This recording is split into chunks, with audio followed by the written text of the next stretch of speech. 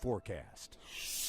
Today, the hottest day of the week. Certainly a big spike in the humidity from where we were yesterday. 90 currently at the airport, made it up to 92 today with a dew point in the low 70s. It's felt pretty much like it's been in the upper 90s throughout much of the afternoon. 89, some broken cloud cover there in the Shenandoah Valley, feeling like it's in the 90s with those dew points quite high. And you can see some other readings. 92 currently in Orange, 88 in Palmyra, 89 currently in Livingston, 89 in Stanton, 72 in Harrisonburg. You are under a severe thunderstorm warning until 7 o'clock. A watch does include much of the region until 10 o'clock tonight, and the main threat's going to be damaging wind gusts with these storms, along with some large spotty hail, while much lower but not zero, an isolated tornado. Big storms have come through West Virginia, across northern Virginia and the Piedmont. Let's get to the Harrisonburg, Rockingham County storm. This is a warning until 7 o'clock. Look at the lightning here, quite frequent, and some hailstones up to the size of quarters. So areas especially near and west of 42, you're dealing with the brunt of it now,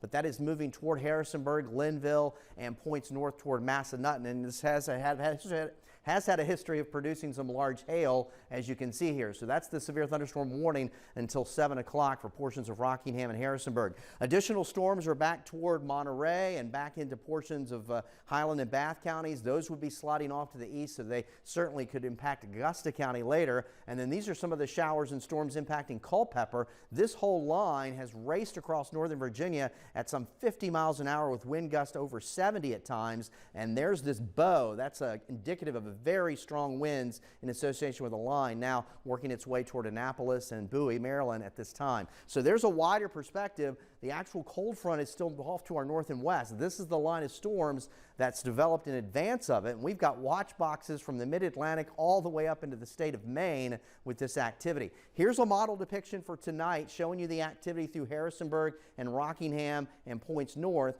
And then it does appear that we'll see some type of activity as we go through 8, 9, 10 o'clock, with then activity beginning to wind down with those showers and thunderstorms after 11. So there we are tomorrow morning. We should start dry. The threat of storms is much, much lower tomorrow, maybe isolated activity, especially near and south and east of Charlottesville along that Route 15 corridor. Temperatures here overnight, upper 60s to around 70. There will be some fog. Tomorrow, not quite as hot, still humid, upper 80s to around 90. Again, that stray storm risk, especially south and east. But really after today, temperatures back down the rest of the week, and our storm chances begin to go down. But this is the cold front. Again, I mentioned the severe thunderstorm watch boxes basically from the mid-Atlantic all the way to the state of Maine.